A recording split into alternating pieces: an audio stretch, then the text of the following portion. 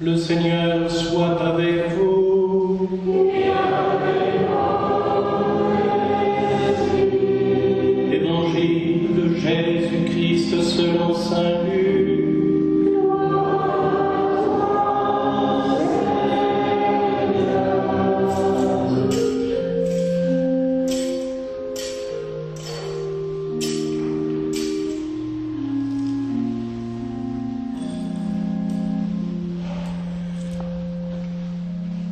Beaucoup ont entrepris de composer un récit des événements qui se sont accomplis parmi nous, d'après ce que nous ont transmis ceux qui, dès le commencement, furent témoins oculaires et serviteurs de la parole. C'est pourquoi j'ai décidé, moi aussi, après avoir recueilli avec précision des informations concernant tout ce qui s'est passé depuis le début, d'écrire pour toi, excellent Théophile, un exposé suivi, afin que tu te rendes bien compte de la solidité des enseignements que tu as entendus. En ce temps-là, lorsque Jésus, dans la puissance de l'Esprit, revint en Galilée, sa renommée se répandit dans toute la région. Il enseignait dans les synagogues et tout le monde faisait son éloge. Il vint à Nazareth, où il avait été élevé. Selon son habitude, il entra dans la synagogue le jour du Shabbat, et il se leva pour faire la lecture. On lui remit le livre du prophète Isaïe. Il ouvrit le livre et trouva le passage où il est écrit « L'Esprit du Seigneur est sur moi, parce que le Seigneur m'a consacré par l'onction. Il m'a envoyé porter la bonne nouvelle aux pauvres, annoncer aux captifs leur libération, et aux aveugles qu'ils retrouveront la vue, remettre en liberté les opprimés, annoncer une année favorable accordée par le Seigneur. » Jésus referma le livre, le rendit au servant et s'assit. Tous dans la synagogue avaient les yeux fixés sur lui.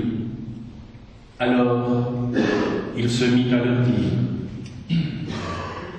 « Aujourd'hui s'accomplit ce passage de l'Écriture que vous venez d'entendre. Acclamons la parole de Dieu. »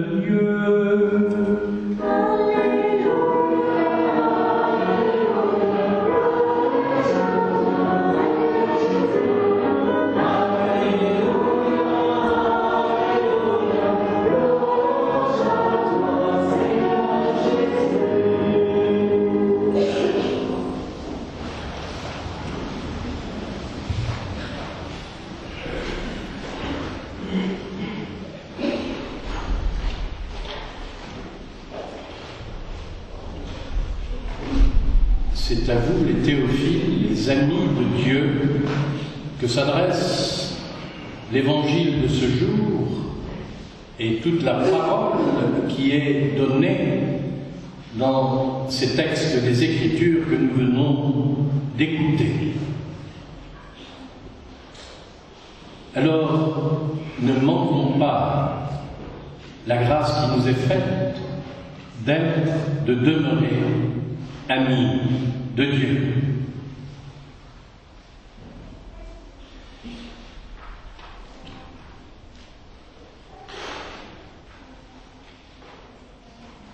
Dans l'évangile de Luc, nous sommes au tout début du ministère de Jésus. Commençons d'ailleurs simplement à lire cet évangile.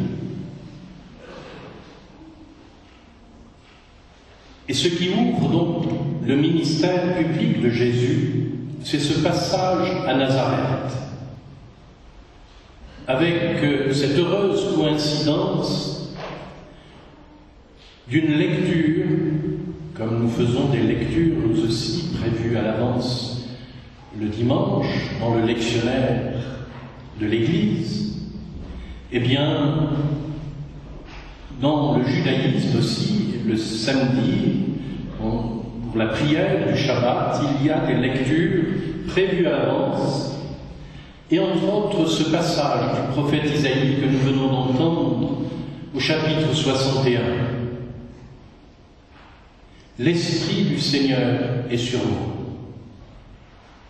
Déjà, ceux qui étaient sur les bords du Jourdain, nous avons fêté il y a peu de temps le baptême du Seigneur et la manifestation de l'Esprit Saint, l'onction que le Père fait descendre sur son Fils Jésus, a été manifeste pour ceux qui étaient là.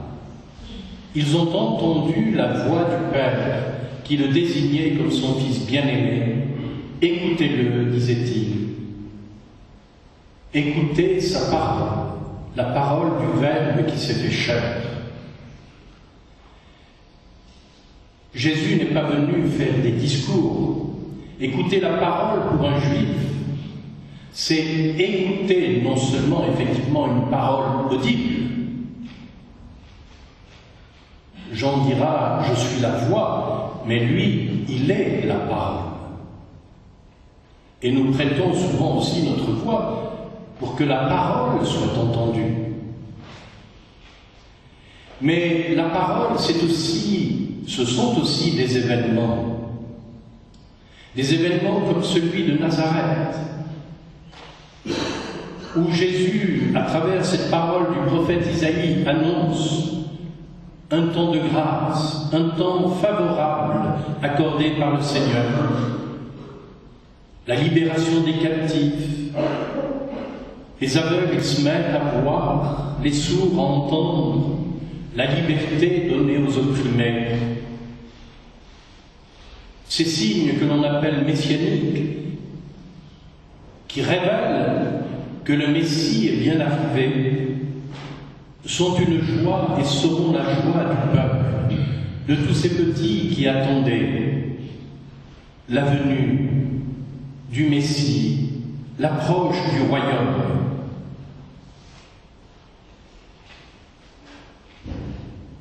Et ceci afin, il faut là faire un bond important, mais profitons de cette semaine de prière pour l'unité des chrétiens. Le travail du Messie, du Rédempteur de l'homme, Jésus de Nazareth, c'est de rassembler dans l'unité les hommes qui ont été dispersés par des options différentes, des divisions, des oppositions, et parfois allant jusqu'à des violences, des agressivités, des guerres. Eh bien, Jésus est venu rassembler les enfants de Dieu dispersés. Il est venu tuer la haine par le sang de sa croix. Il est venu faire de nous, de notre humanité, un seul corps. C'est un long travail, c'est celui que Jésus a visiblement commencé et qui se poursuit dans l'histoire de l'Église et donc pour notre temps, faire un seul corps dont Jésus est la tête et dont nous sommes les membres.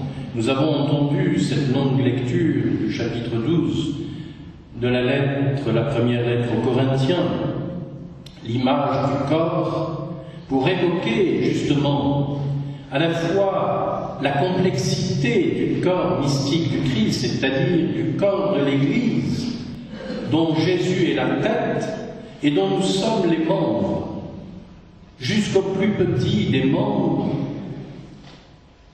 Le corps tout entier forme une unité, une harmonie, et aucun membre ne peut en exclure un autre, même si ses fonctions sont différentes. Et c'est là que nous sommes appelés à prier, travailler au cœur de l'Église, et de l'Église, donc des baptisés au cœur du monde, pour que tous ceux qui opposent encore les hommes soient rassemblés dans l'unité, dans l'accueil les uns des autres, sachant que personne ne résume à lui seul le corps du Christ. L'un n'est pas le corps. Paul nous l'a dit. Mais le corps, c'est tout cet ensemble que Dieu a créé. Et le corps ecclésial, le corps mystique du Christ, qui apparaîtra au dernier jour, eh bien, sera d'une beauté, d'une splendeur, d'un rayonnement extraordinaire, parce que alors sera trouvée, retrouvée, achevée cette croissance du corps du Christ parvenu à sa taille d'homme adulte, nous dit saint Paul, dans une perfection qui sera celle de la charité. Déjà, nous le voyons dans la diversité, par exemple, des saints. Il n'y en a pas un semblable, autant au niveau de son caractère, parfois assez difficile. On parle, par exemple, aujourd'hui, nous fêtons François de Sales. Il est appelé le doux docteur François de Sales. C'était un colérique, mais qui a su se laisser modeler par la grâce. Et grâce, justement, à cette œuvre de Dieu en lui, il a pu ainsi, avec beaucoup de douceur, de sagesse, d'humilité, ramener dans le sein de l'Église ceux qui s'en étaient éloignés. Et au cœur de l'Église, que se passe-t-il? Eh bien là, nous rejoignons la première lecture. Situons simplement ce passage de Néhémie que nous avons entendu. Le peuple d'Israël revient d'exil. On a remis en place le temple. On a retrouvé les rouleaux de la loi. Mais après 70 ans à Babylone, les Juifs ne parlent plus l'hébreu. Ils parlent le chaldéen, qui donnera l'araméen, la langue de Jésus. Si bien que lorsqu'Esdras lit la loi de Dieu dans le livre du Deutéronome en particulier, il la lit en hébreu, et des servants du temple, qu'on appelle les Lévites, traduisent en chaldéen, en araméen, cette proclamation de la parole de Dieu en hébreu. On n'avait pas à l'époque une Bible à disposition comme aujourd'hui. Je ne sais pas si vous, les fiancés, vous avez une Bible avec vous. C'est important d'en avoir une. Pas seulement dans sa bibliothèque. Une Bible, c'est un livre qui doit être ouvert, qui doit être lu, médité, qu'on peut lire à plusieurs, pour se laisser saisir par la parole de Dieu. Et en entendant la parole de Dieu, le peuple se met à pleurer, comme s'il découvrait le bonheur que Dieu avait préparé pour lui et dont il n'avait plus entendu parler dans son exil ou très peu. C'était comme un renouveau de ce peuple. Je me souviens, le père et de la communauté d'Emmanuel, au tout début, quand les groupes de prière à Paris de l'Emmanuel faisaient de l'évangélisation dans les rues, j'étais missionnaire permanent à l'époque en Algérie, il m'arrivait tous les 3 ou 4 ans de revenir en France, en un temps de repos. Et en passant par Paris, je rejoignais cette communauté, en particulier pour évangéliser dans les rues. Ce qui était bouleversant à cette époque, et peut-être les jeunes d'aujourd'hui ne vous en apercevez pas parce que vous y êtes tombés dedans en arrivant au monde, mais nous n'avions pas, en dehors des monastères, une fréquentation habituelle de la parole de Dieu. Quand nous avons fait le catéchisme de notre génération, ce n'est pas à partir de la parole de Dieu, c'est dans l'histoire sainte. Autrement dit, si vous voulez, on reprenait les récits de la Bible en raccourci, en condensant, et en racontant l'histoire sainte qui s'était déroulée sur plusieurs siècles, y compris la vie du Seigneur Jésus. Mais c'est quand même mieux de lire dans le texte ce que Dieu a déclaré à son peuple. Il n'y a peut-être pas si longtemps dans l'Église catholique que nous avons une fréquentation beaucoup plus habituelle de la parole de Dieu. Ce n'est que depuis Saint Jean-Paul II que l'on parle maintenant même aux laïcs de faire ce qu'on appelle la lecture priante, méditative de la parole de Dieu. Et aujourd'hui, beaucoup de moyens nous sont donnés justement pour avancer dans l'écoute de la parole, la méditant, pour pouvoir la mettre en pratique. Eh bien, au cœur de l'Église, pour tous les membres de l'Église,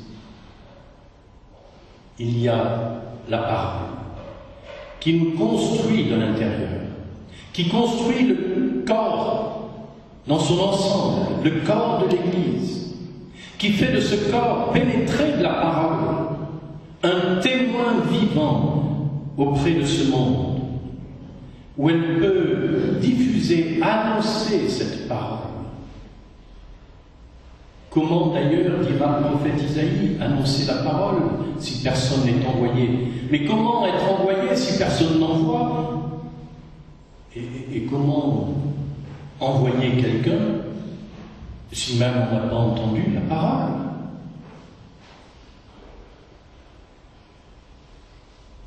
Alors voilà ce à quoi, en cette semaine de prière pour l'unité des chrétiens, nous sommes appelés. Faire Église, c'est-à-dire un corps, uni par la communion du Saint-Esprit, uni par l'écoute, et garder dans le tabernacle de nos cœurs la parole pour pouvoir la communiquer, afin qu'à la suite de Jésus, nous puissions être ces envoyés remplis de l'Esprit sous l'onction du Père pour annoncer aux pauvres la bonne nouvelle. En cette année de grâce, dans ce temps favorable qui nous est donné, cette année sainte de la miséricorde.